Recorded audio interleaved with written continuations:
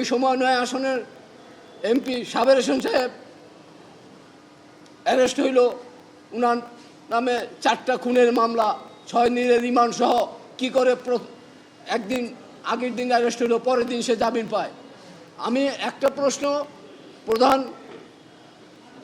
উপদেষ্টা সাহেবকে করেছি এবং আইন উপদেষ্টাকেও করেছি। আমি এই উত্তর পাইনি যে আন্তর্জাতিক মানের লোক হইলে কি খুন করার অধিকার আছে? যদি না থাকে তাহলে এই 4টা মামলা, খুনের মামলা থাকা সত্ত্বেও, 6 দিনের রিমান্ড থাকা সত্ত্বেও পরের দিন কি করে সে জামিন পায়?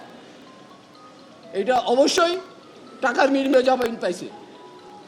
আপনারা এটা অবশ্যই তদন্ত করবেন। আমি আপনার করজোর বিরোধী করছি।